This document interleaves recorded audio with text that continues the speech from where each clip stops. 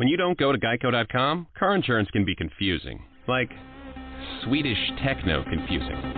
Bark, bark, meow, meow. Dance with me, purple cow. Bark, bark, meow, meow. Ooh, you lovely cow. Geico makes it easy. With 24/7 access, all you have to do is go to Geico.com and you could save money on car insurance. It just makes sense. Unlike, Dance with me, purple cow. I like your moves. Blog Talk Radio. Welcome to the 7th episode of the 2nd season of Heart to Heart with Anna, a show for the congenital heart defect community. Our purpose is to empower members of our community with resources, support, and advocacy information. Today's show is entitled Gastrointestinal Issues and Feeding Tubes in the Congenital Heart Defect Community. Nothing is more fundamental to parents than feeding their babies. Babies born with severe congenital heart defects often lack the stamina to feed normally. Their bodies are working so hard they are using more calories than they can possibly take in by mouth. For this reason and others, many of our babies with congenital heart defects are unable to feed in a traditional manner.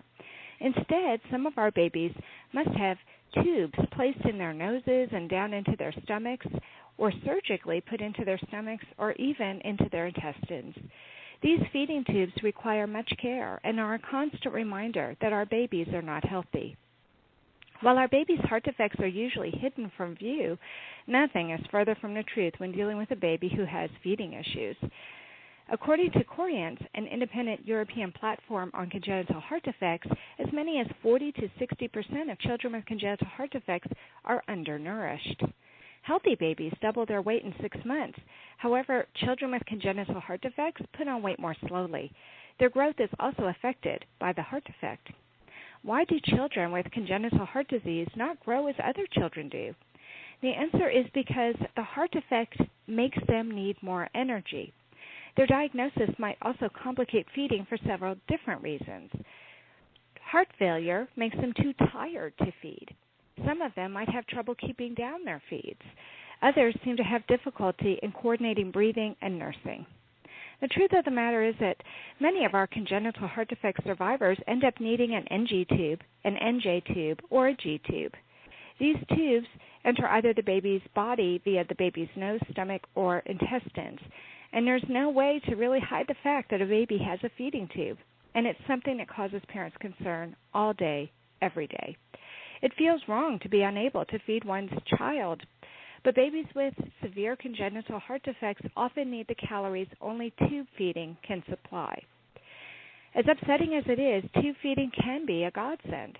This is why our topic today, gastrointestinal issues and feeding tubes in the CHD community, is so important.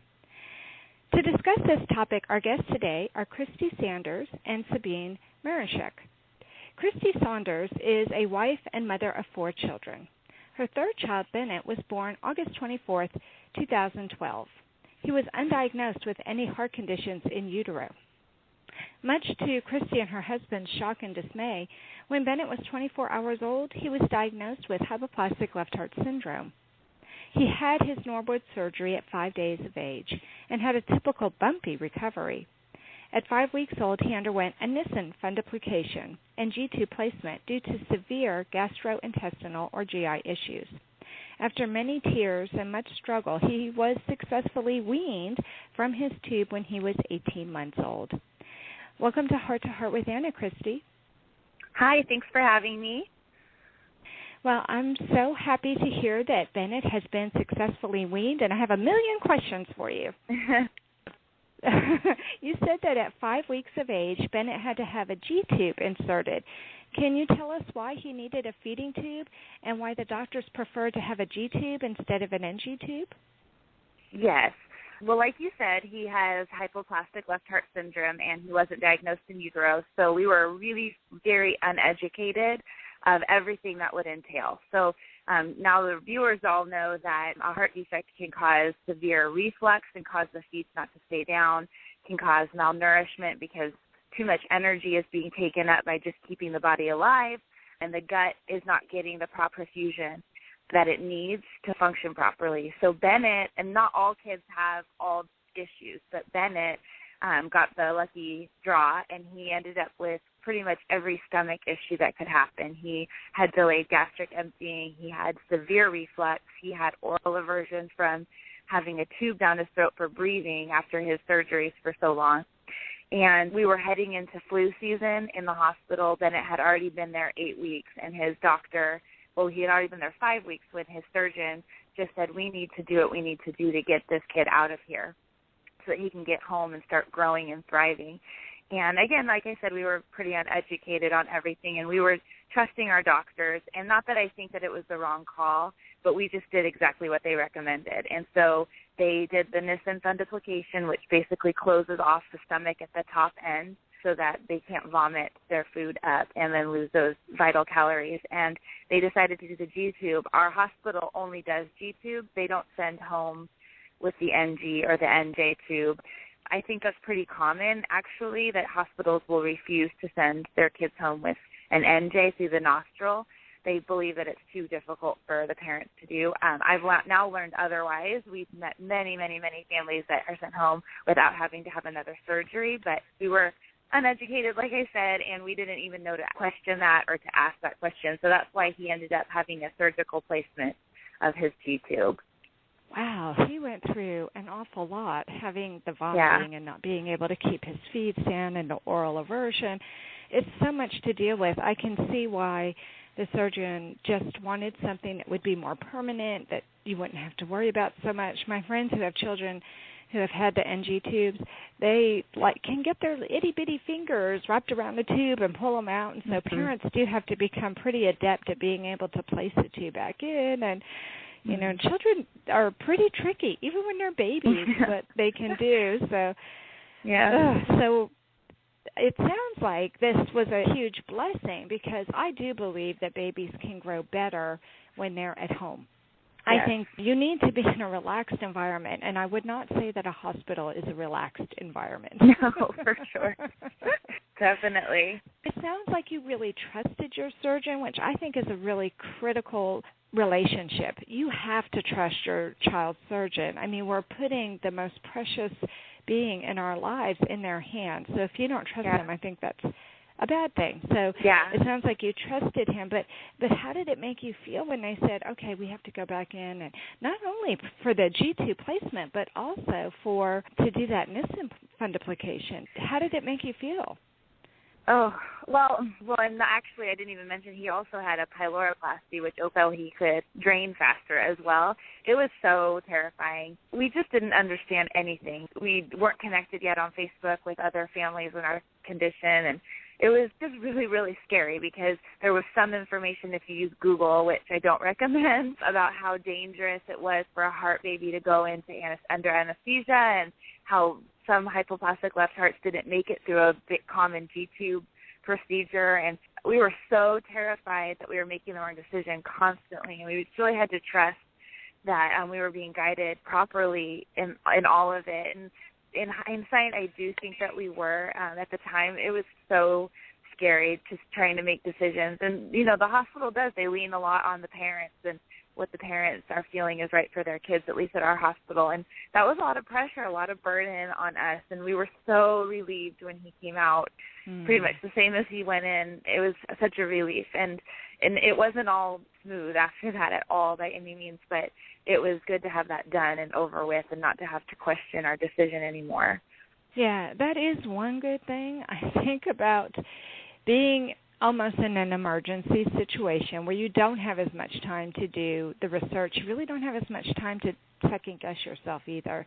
You make a gut decision. You make the best decision you can at the time. You put your trust in the people taking care of your child. And I don't know about you, we said a lot of prayers.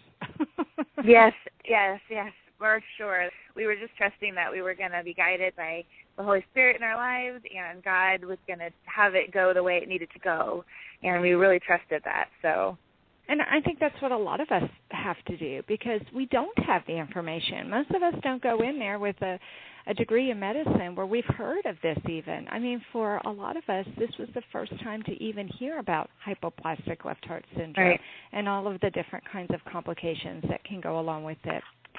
So he did get the feeding tube. You got past all of that. You got home. So what was the biggest challenge that you had with having the feeding tube with Bennett? Well, for us, he was very uncomfortable, not because of the G-tube, but because of all of his gastrointestinal issues. He had venison, which caused, so he couldn't vomit, but then in return it caused gas bloat. He couldn't get up what was going on in his stomach, and until we could get a happy medicine regimen for him, it was tears for the entire family through every feed. My husband would have to pat his back while I would sing to him just to get the food into him and get through it, and then we'd have to do it again 2 hours later. And then again 2 hours later, it was like totally consuming. And even when life became more normal and we were able to take him out and feed him with the tube, it was terrifying. It caused my older 2 kids to have to stop. Everything revolved around the G-tube for the entire time that he had it. And it was heartbreaking that my son with a heart defect couldn't just have a normal life between surgeries, knowing that he had this horrible heart defect. Can't he just live normally when he's not having surgeries and having heart problems?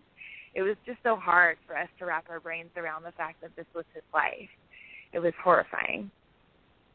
Yeah, that's not what you're expecting to deal with, especially since you had already been a mom to 2 healthy children. You knew what it was like to take home a healthy baby, and this was way out in left field. I'm sure you felt broadsided, and you had 2 other children to take care of on top of that. Right.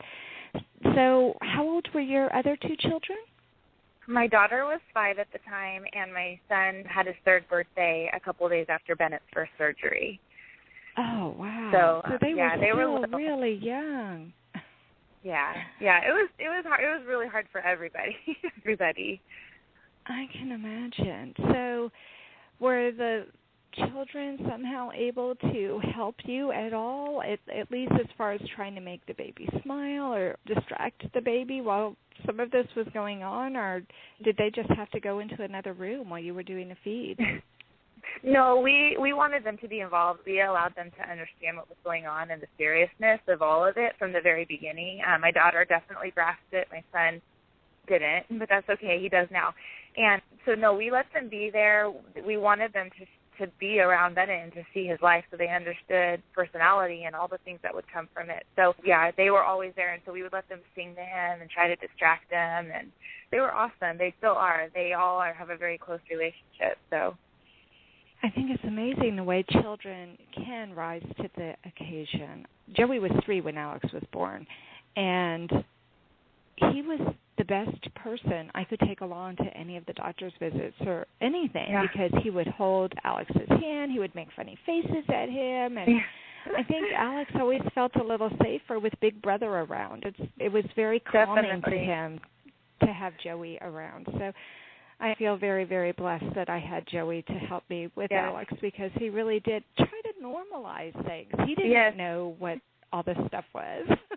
Right. It's just their brother, and that's just who it is, and it's fine. And when people would stare at the G-tube, it didn't bother my kids. They would even say, "Oh, he has a heart defect." It was just normal to them. He has half a heart.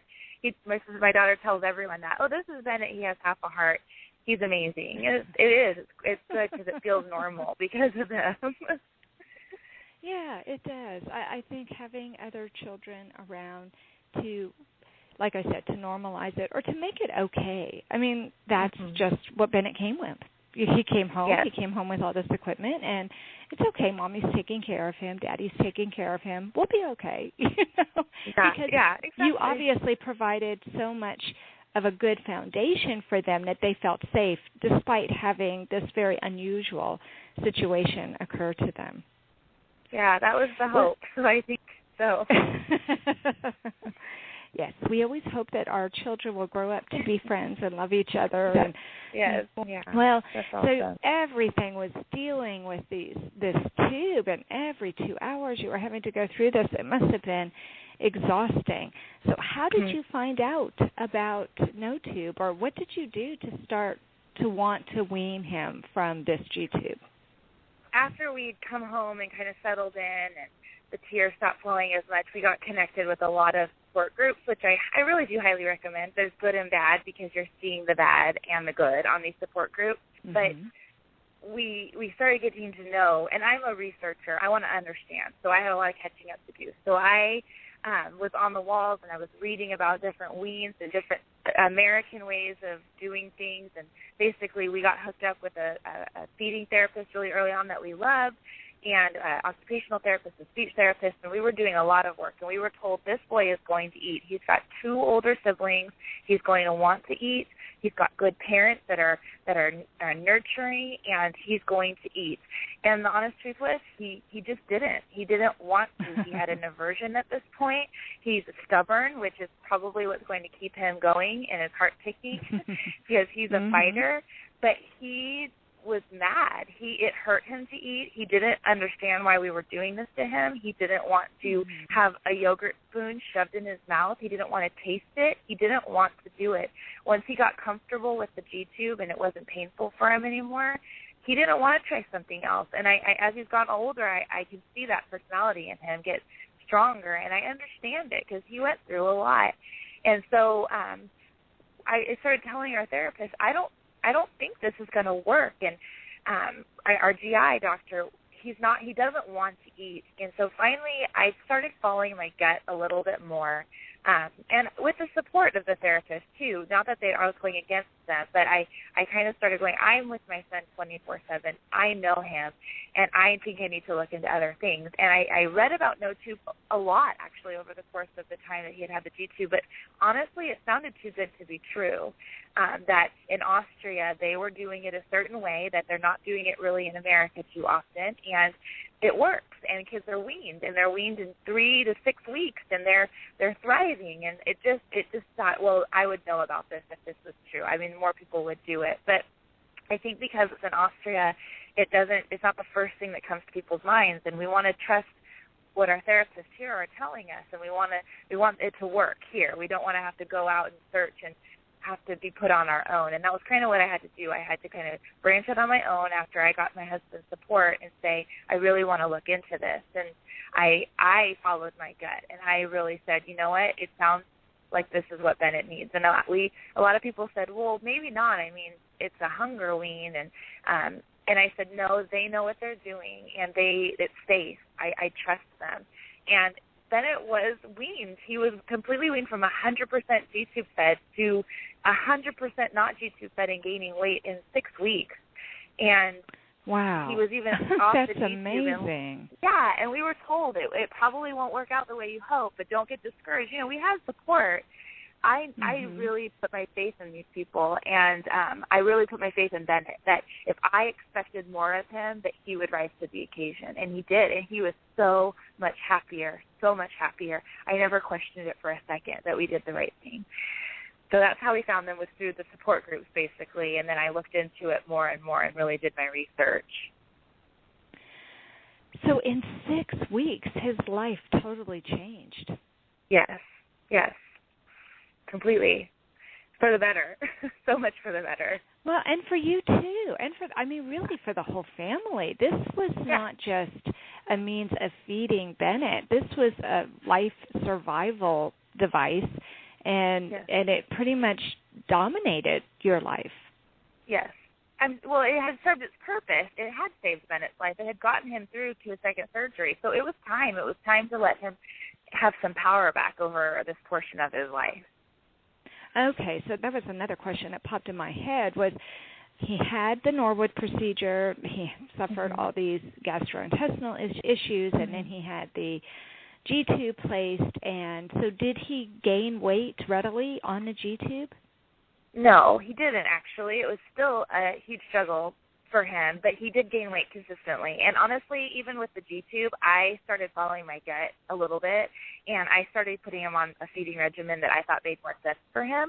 And it wasn't exactly as many calories as the doctor would have liked, but since he was gaining, they trusted me as a parent. And I think that was the big thing, is that I was involved, I was loving, I was nurturing, I would ask the right questions, I wasn't hurting my son, and so they trusted me in a lot of ways to make some decisions, and so I did. And so he gained weight. He didn't gain massive amounts of calories because I chose to keep him comfortable instead of pumping him full of too many calories and making him more miserable. But he did gain weight, and that was something he couldn't do without the G-tube. Right. So how old was he when he had his Glenn? I'm assuming he just had the bidirectional Glenn. He did, yes. He had it when he was 4 months old. So he was actually a little younger than they like, but it was good. Once that was out of the way, probably about 2 months later, things started kind of falling more into a normal pattern for Bennett, and that's when he really started feeling better. It took a while, but his stomach started getting more oxygen, I think, is really what happened, and he was doing a little bit better after that.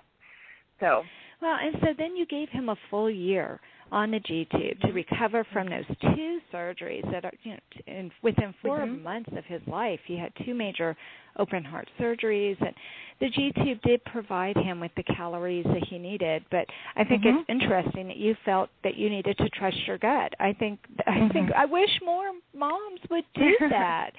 We do know our babies more intimately than anybody else does, and we are there with them 24/7. So, wow, that's wonderful. So he did gain enough weight that then you felt like, okay, it's time to start this other program. So what advice would you give to parents then who have babies with heart defects who also have G-tubes and who may have been in the same place that you were in, or who may be currently in that place? I think what I want to tell parents is you do what you think is best for your baby, and sometimes that is just sitting. And that's why we waited a year, because I wasn't ready to do something that I thought that I was going to really have to venture out on my own. I needed to take the time to really get my brain where it needed to be and to see Bennett thriving, and I needed a full year to kind of recover from sort of the emotional trauma that had happened, and I think Bennett needed some time to just live, and we were in a pattern with the G-tube. So I would tell parents, don't get discouraged. Don't feel like I should be doing more. I need to figure this out now. But on the flip side, when you start feeling like, okay, there's more out there to this, I can do there's blended diets. There's so many things, even apart from G-tube weaning, that can make your baby's life a lot better. Trust your gut. And then sometimes what works for us isn't going to work for you, so don't get discouraged that it's not going on the same time frame as somebody else. But know that you do know your baby, and look at the cues and love on them, and they're going to thrive and under your care. And so whatever you decide, it's going to be okay, because if you decide, we're going to stop the wean and go back to G-tube for a while, that's good too, but don't feel like you're stuck and like you can't look into options and that your baby isn't strong enough to do it, because I know, having seen now many heart babies, that all of them are going to rise to the occasion when it's asked of them. They are amazing, amazing kids. And the moms are amazing, too, because we've all been through a lot. So that's my advice is, yes, follow your gut. Don't be discouraged, and don't be scared to look into things and to go out and kind of say, I'm gonna take a step here apart from my team that I think is right, because for so long it's so much trauma that your medical team is your lifeline. But there comes a point where you're the mom, your husband is the dad, and you guys know your kid. And it's okay. It's okay to be a mom apart from your heart team after a while. I love that. I love that advice. I think it's important for us to be part of that heart team, but I also do feel that there is a situation where we're dealing with this 24 hours a day, 7 days a week. We don't get a break from this. And so you're right. It is really our responsibility to take charge and to determine, I think he's ready. I don't like this approach. I don't like that approach. I want to try this approach. And you know what? If you had tried it for several weeks and it didn't work, you probably wouldn't be in a much worse place than you were before. And then you would be ready to try something else. Exactly. And that was kind of where I figured was, you know what? I mean, it was worth it. We need to give this a shot. And, in the end, I wasn't shocked that it worked for us because I knew Bennett was ready. But had it not been, that's okay, too. We're going to keep trucking along on this life, on this road that we've been given. Well, thank you so much, Christy, for coming on the show and sharing so much great information with us. But now it's time for us to go to a commercial break. But don't leave, because coming up, we'll have a clinical psychologist who specialized in early infancy and childhood as well as eating disorders and tube feeding. Find out what company she works for and how she is helping people all over the world without ever leaving Austria when we return to Heart with Anna. Anna Jaworski has written several books to empower the Congenital Heart Defect, or CHD, community. These books can be found at Amazon.com or at her website, www.babyheartspress.com. Her bestseller is The Heart of a Mother, an anthology of stories written by women for women in the CHD community. Anna's other books, My Brother Needs an Operation, The Heart of a Father, and Hypoplastic Left Heart Syndrome, a handbook for parents, will help you understand that you are not alone. Visit babyheartspress.com to find out more. Welcome back to our show, Heart to Heart with Anna, a show for the Congenital Heart Defect community.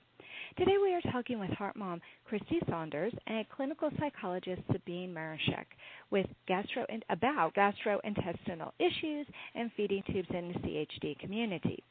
We just finished talking with Christy about her experience of having a child with a congenital heart defect who needed to have a Nissen fundoplication and G-tube placed for feeding, and how she was able to successfully wean Bennett from that feeding tube. Now we will turn our attention to Sabine Marashek. Sabine Marashek is a clinical psychologist specializing in early infancy and childhood, as well as eating disorders and tube feeding. She works for the No Tube LLC, which was founded to help children all over the world to overcome the severe condition of tube dependency. The ultimate goal of the multidisciplinary team is to teach the child how to eat and to finally remove the feeding tube. Furthermore, No Tube helps children with all kinds of early feeding or eating behavior disorders. No Tube offers telemedical coaching as well as on-site treatment options.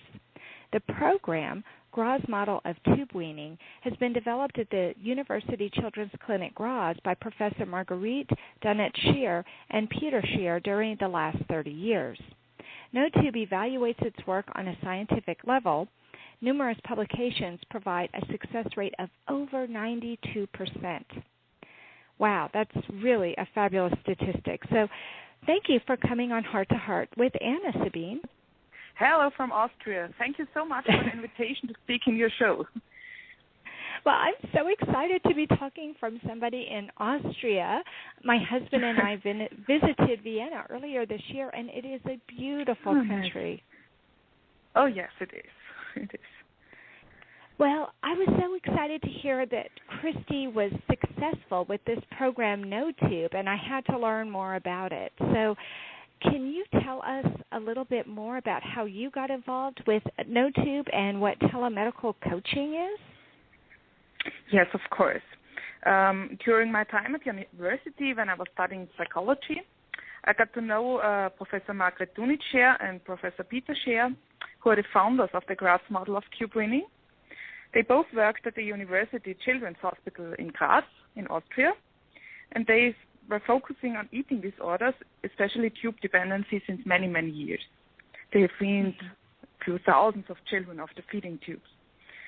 So numerous children and their families from all over the world visited this clinic to get help in tube weaning. And people traveled very, very long distances. For example, from the U.S. From the U.S. to Austria, it's quite a long distance. And they traveled with the medically fragile children to get some help. The expenses were enormous, and the waiting list at the clinic was quite long. So when I finished my studies, I got the chance to work there, and I was really amazed by the whole model and how successful the tube weaning courses went. Many children who were considered as unweanable got completely tube weaned within 2 to 3 weeks. So in 2009, there was the idea to help families with a tube-fed child via the internet. And it all started off with some coaching via email, and the feedback was amazing. And the number of patients grew weekly. So because of this, in 2010, No Tube LLC was funded as a spin-off company of the Medical University of Graz to offer specialized telemedical coaching for children with tube dependency and other early eating behavior disorders. So we work with an online ticket system which has been created specifically for our purposes, and we coach the parents of tube-fed children or of children with eating behavior disorders on a daily basis. We don't do any holidays. You do it on a daily basis? You actually communicate with the parents on a daily basis? Yes, we do. Mostly 2 to 3 times a day. We do our rounds. We don't have any holidays, so it's 365 days a year. We are available for our patients and parents. Yeah. Wow, that is so impressive. And so, Sabine, are you actually contact the parents by email, or and so what do you do? Are you calling and saying, okay, it's now noon your time, how are you doing?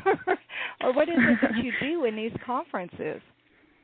Yeah, well, we have this specialized ticket system. The parents log on as well as we from the medical team too.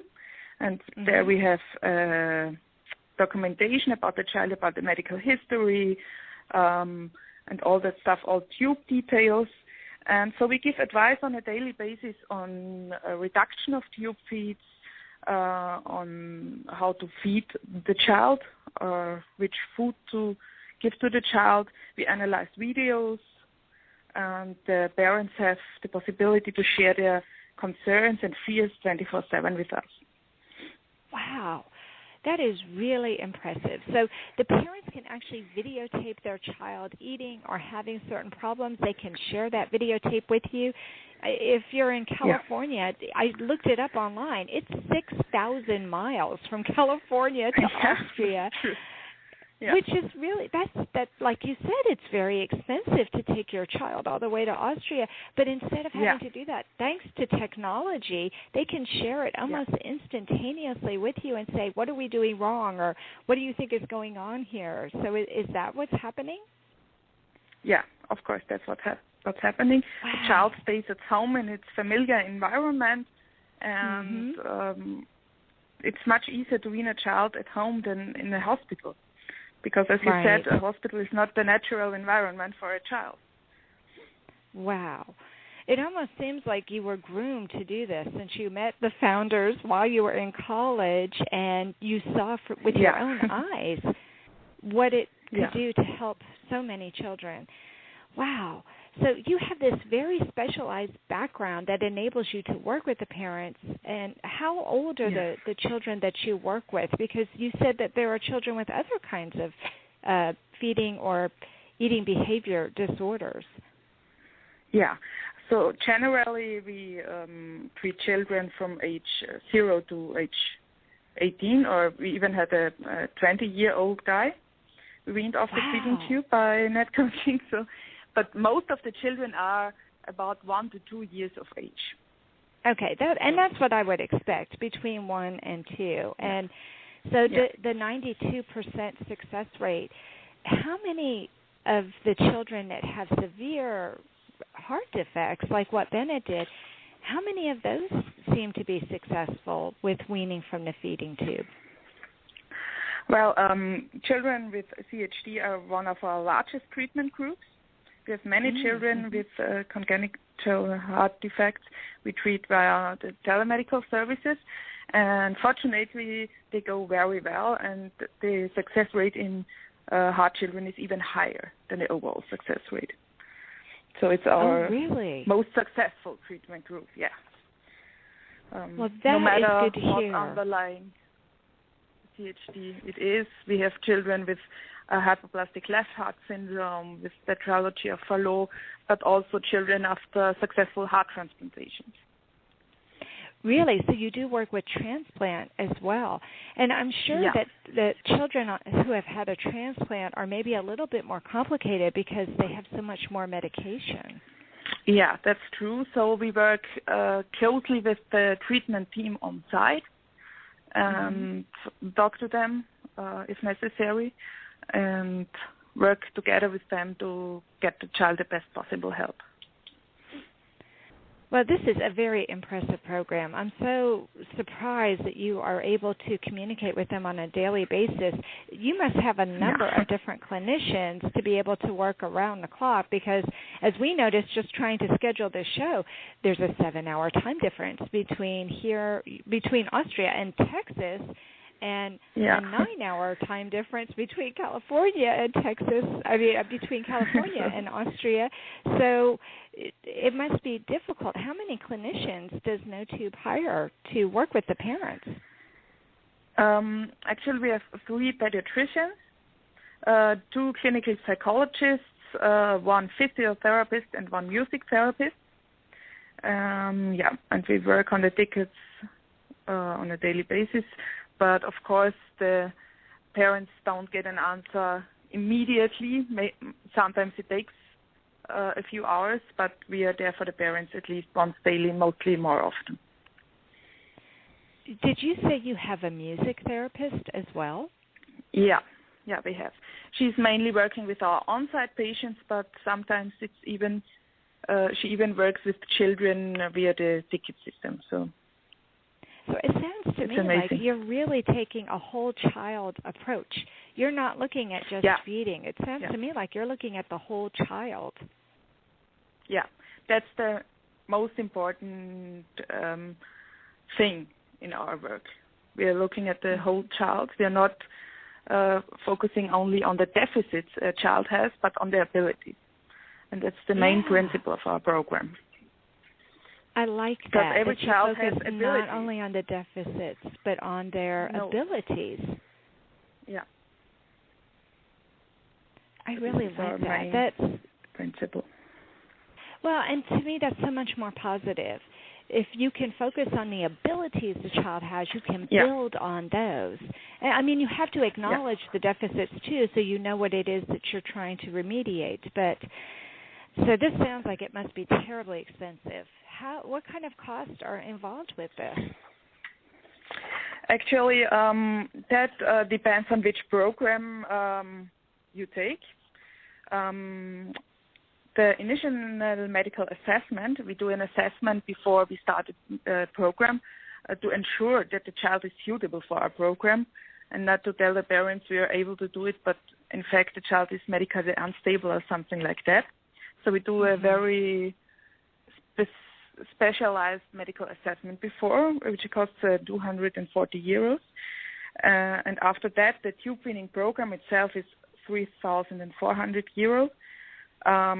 Which is actually a fraction of the price of the treatment in the hospital. Right. So, fortunately, many insurance companies all over the world already cover our treatment costs. Mainly in Europe by now, but we already got cost coverage in the U.S. So, there is hope for U.S. parents to get our treatment covered. Well, that's good to know. And my show is broadcast all over the world, so this can provide help for the families in Germany and even Australia and New Zealand. And I have people who are listening from all over the world, and it's nice to know that this is available for all of them.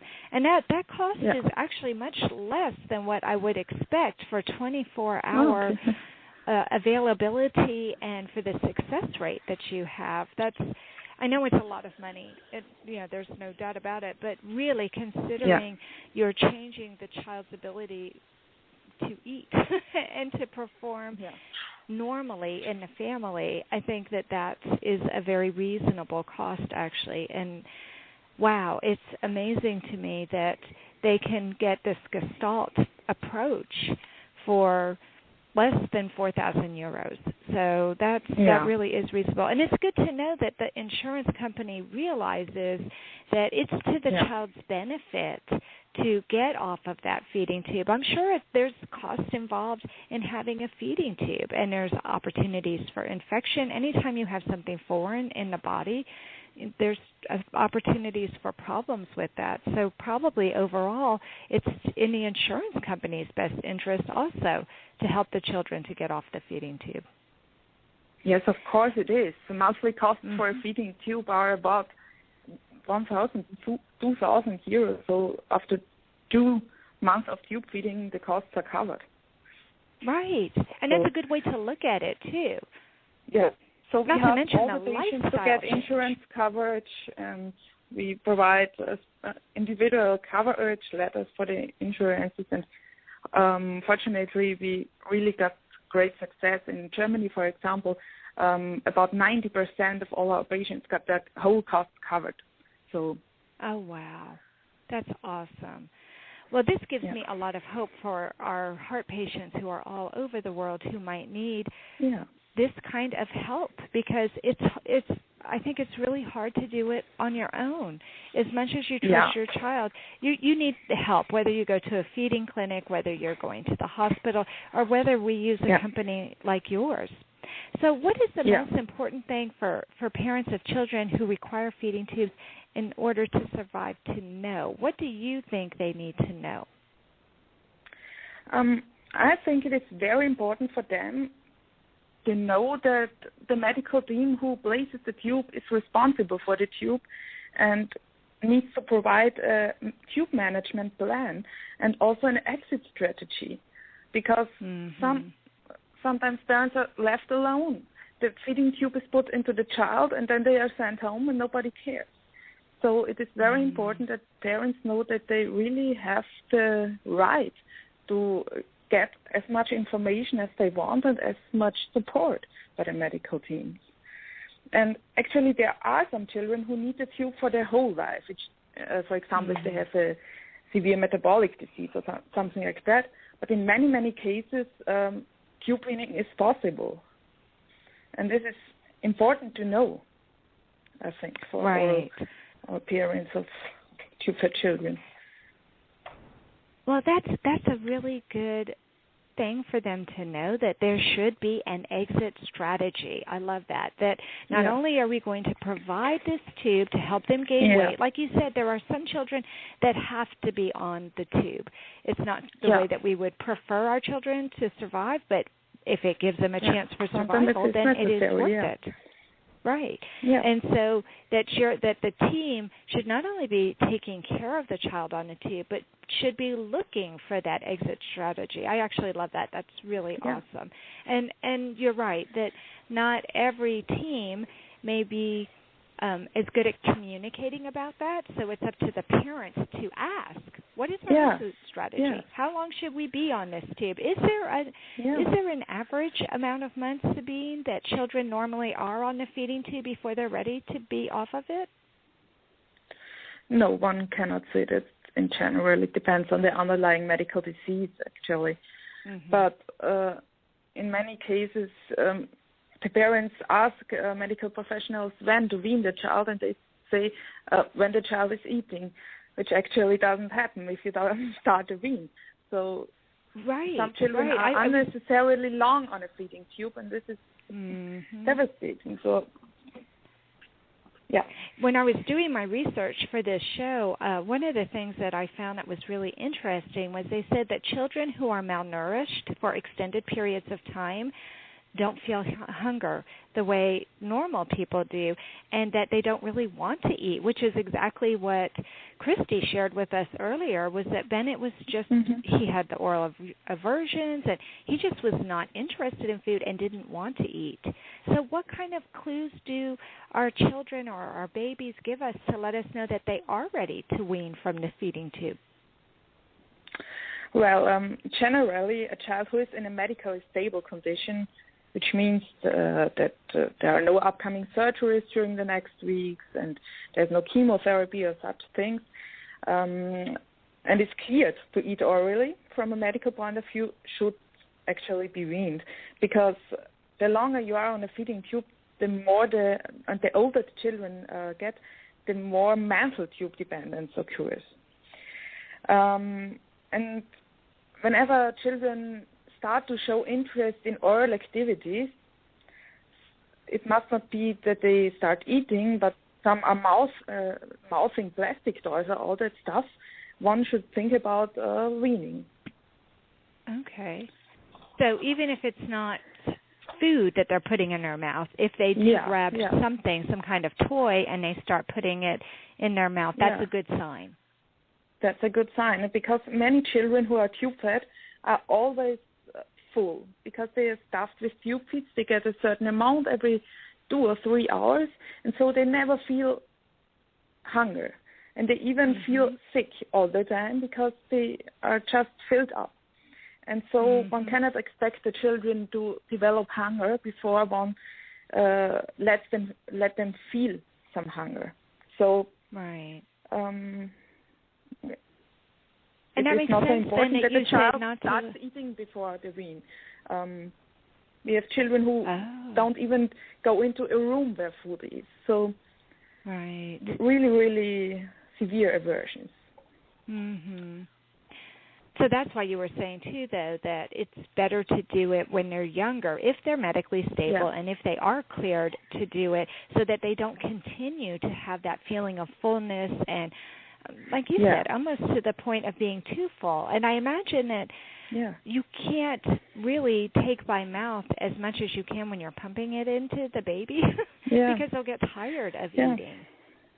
Yeah, that's the problem. About 50% of our patients suffer from recurrent vomiting. So there are children who vomit up to 50 times a day. So one cannot expect them to eat sufficient amounts. Right. Before they you wouldn't want to eat if you're associating vomiting with eating, and that might be a problem too. Yeah. So do you work with the children to give them medication to prevent them vomiting, or do you recommend that they consider having surgery like what Bennett had? He had the Nissen fundoplication, and that prevents the vomiting. Do you have to take care of that before you can do the feeding? Actually, fortunately, in over 90% of all patients, the vomiting stops completely if the child gets weaned. So vomiting is often associated with a very unnatural kind of feeding by pumping it via the feeding tube. And if children start to eat orally and learn to decide themselves what they want to eat and how often and when, then the whole thing solves by itself mostly.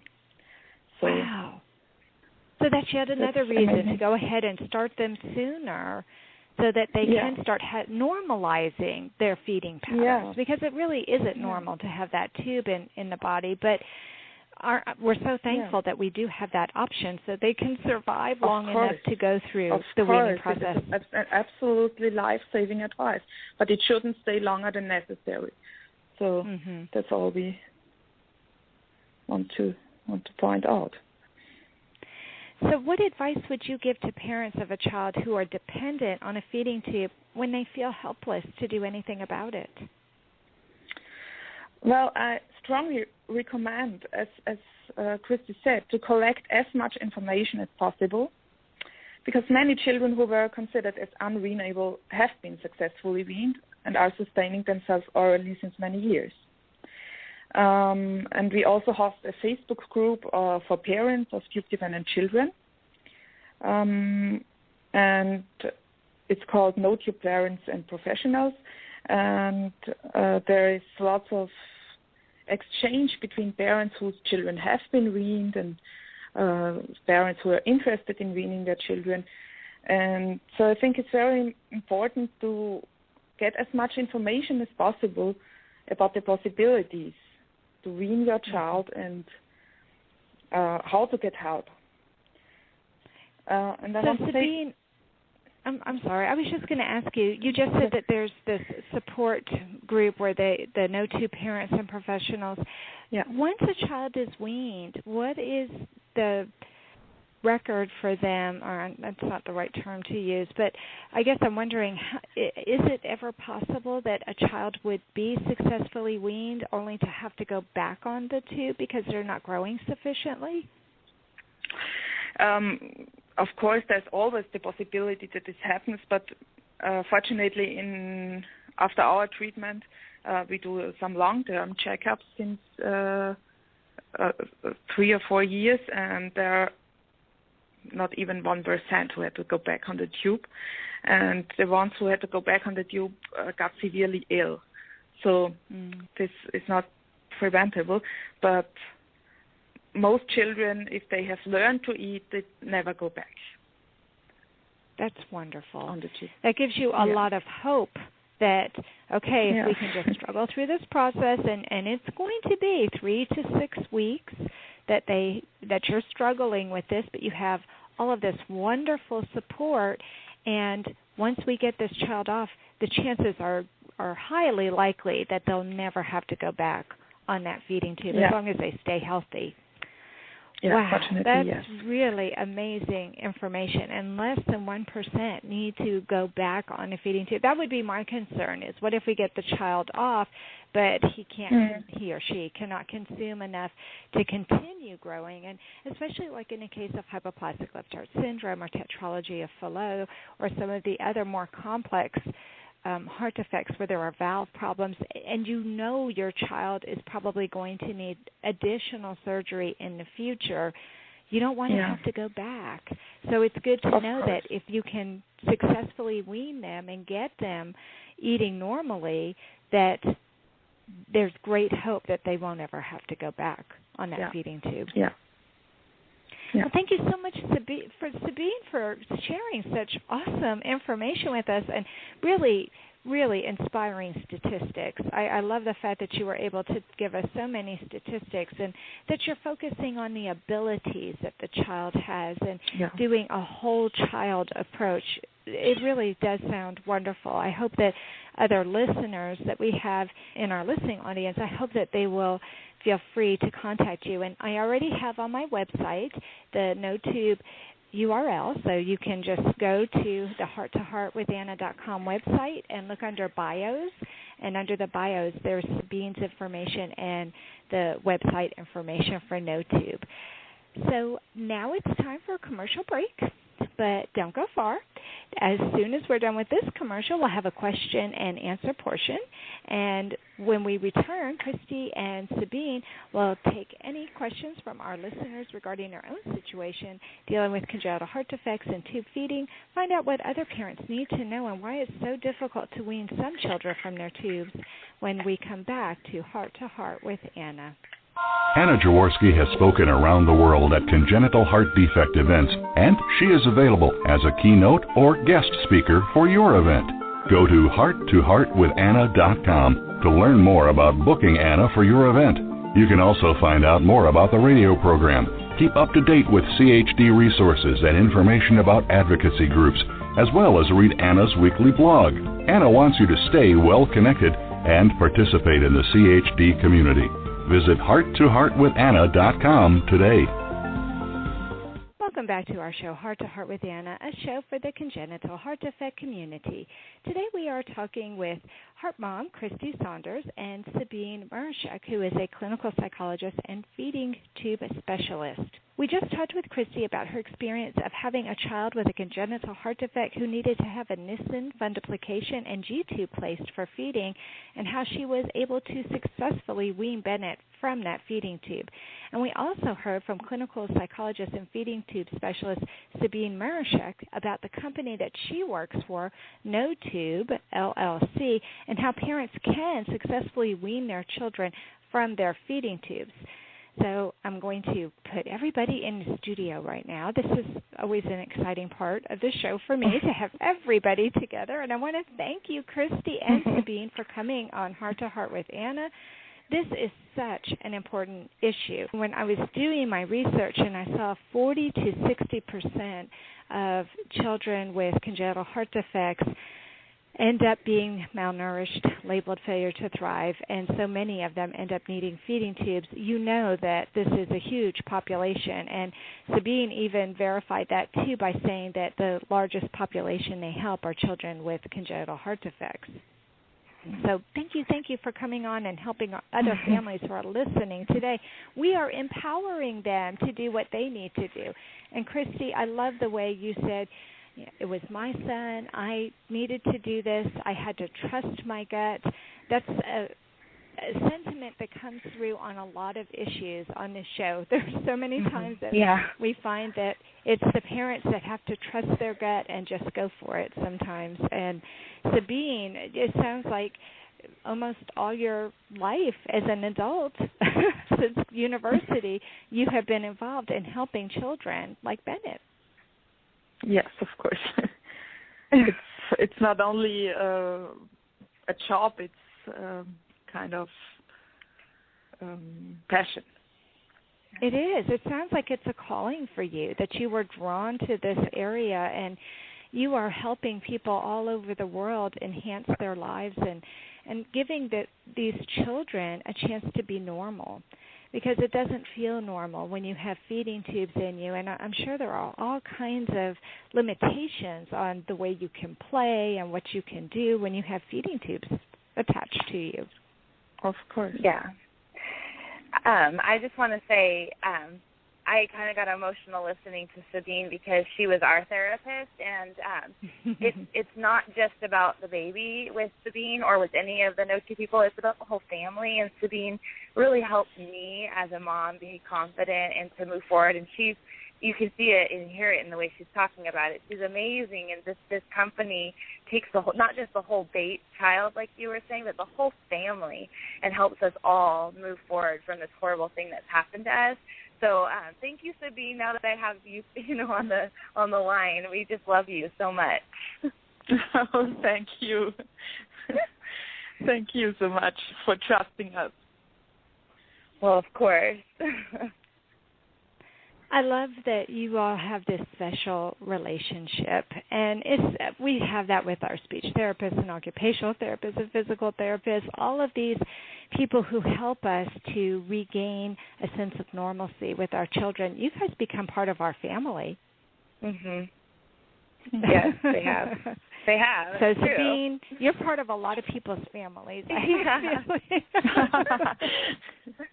All over the world. I love it. One listener who wrote in who said that her son was a great eater before his second surgery, but now that he had his second surgery, he had vocal cord damage, and he won't eat. He doesn't want the bottle. Even though he gets excited when he sees it, he won't take it, and he failed his swallow study for thin liquids. Now he has an NG tube, and the mom is wondering how long it's going to take for him before he gets better. So, Sabine, have you dealt with situations like this, and can you give this mother some advice?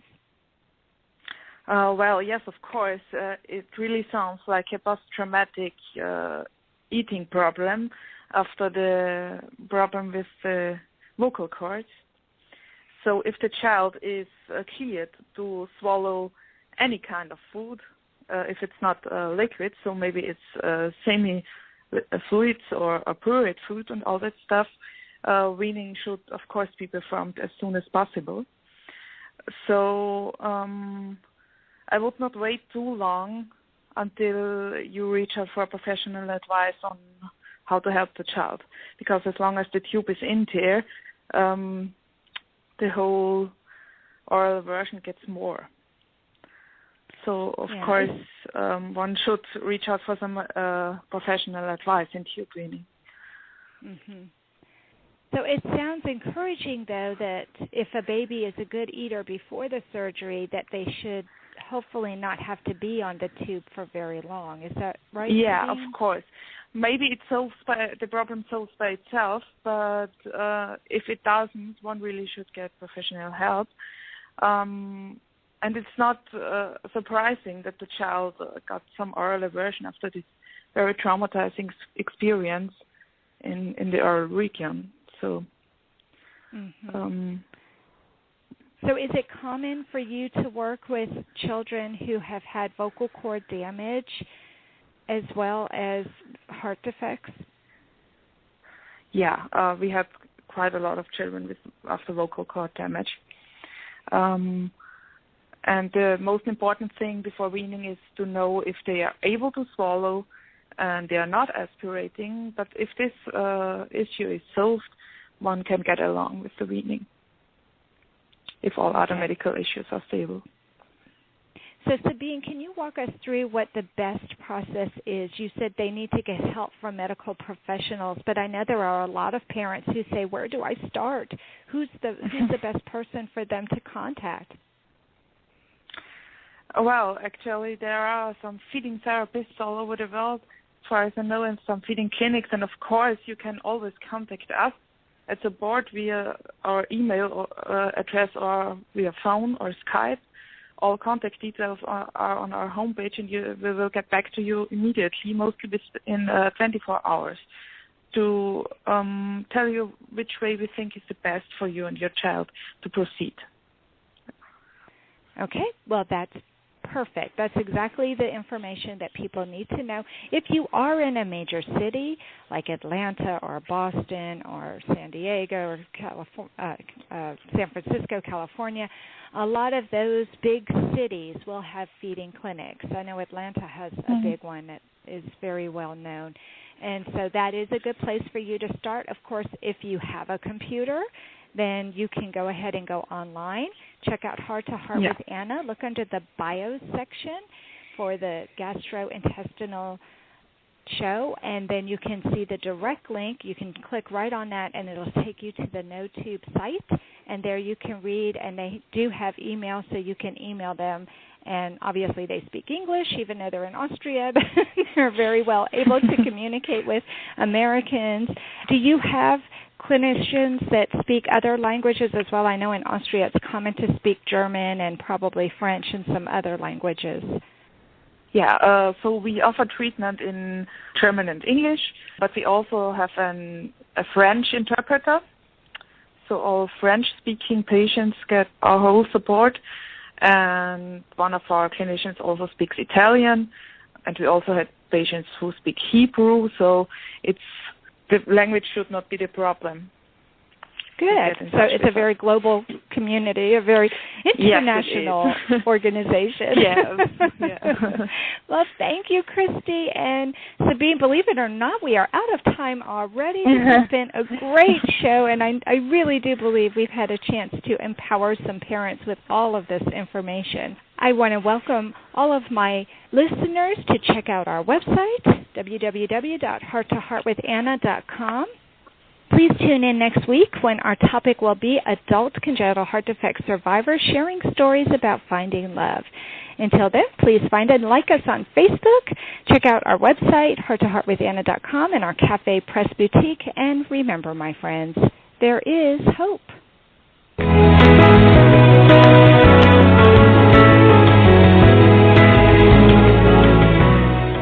When you don't go to Geico.com, car insurance can seem intense, like breakup R&B intense.